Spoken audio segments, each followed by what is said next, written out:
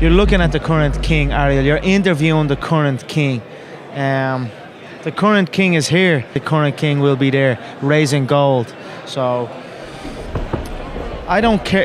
It's the McGregor show. Let's be honest. It would be great to have it with all the work they put in, but I cannot force an individual if they are afraid.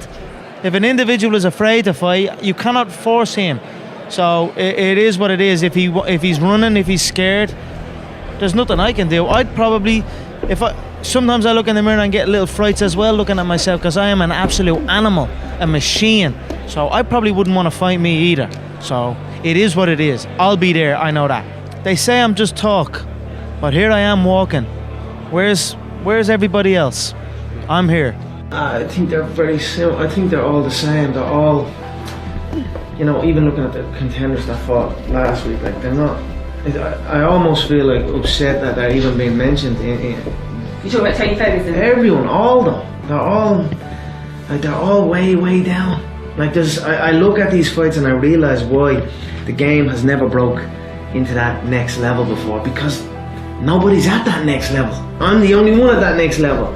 So I look forward to going out and showing what I know. These people do not stand a chance. They're not on my level. You've got to have size, reach, length. You've got to have some attributes. If you come in any way equal to me, I'm going to rip your whole head off, and that's it. I tell it every time. Hard work pays. I put in a hell of a lot of work all throughout this build-up in the fight. I pumped out more content than anybody, more content than Fox, more content than ESPN, more content than BT Sport, more content than everybody on the Mag Live on my own channels. You know what I mean? I'm a workhorse from all angles, not just in the gym, but I'm building this media empire now myself, and we pumped out the content. I'm very proud of how it went. We consistently, daily movies I was releasing, from like a month ago, every single day. You know what I mean? Nobody's doing that.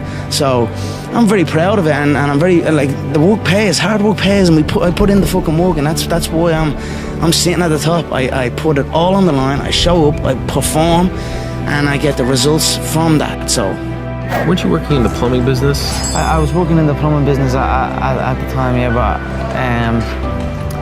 I'm trying to think. It would have been around that time that John. See, I'd left the plumbing business. I left the plumbing business. How bad was that? The plumbing? Yeah. Horrendous. Were you actually in the trenches? I mean, it was an industrial. Ooh. So it'd be like building this. It'd be like the plumbing that would be needed in a place like this, 6 o'clock in the morning, and the motorway. I used to have to walk for about an hour to get to the motorway, and then I'd stand on the edge of the motorway and wait for a bloke to drive by. So he'd give me a lift, and then the motorway was like getting renovation at the time, so it'd take me 2.5 hours to get to the place. It was out in the country. Then I'd be there for 10 hours walking, and I was at first year, so I was the worst of the worst. You know what I mean? It was only beginning.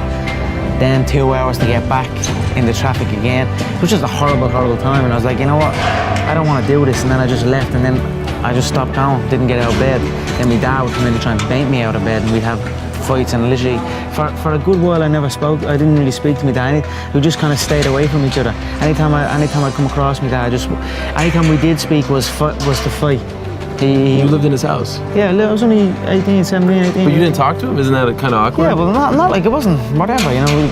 You didn't have just a deep relationship? But since this has happened, right. Since the dream has happened, since the vision that I had has come true, because I was doing absolutely nothing. I was out getting into trouble. Yeah, it basically felt like I was doing fuck all. I was a waster. You know what I mean? I was a waster. Got called that a lot. You know what I mean? But I'm gonna make this happen. And then now that has happened, I'm making it happen. It's depressing times for a lot of people in Ireland. There's a lot of bad stuff going on in the country. A lot of people are struggling. Everybody's struggling.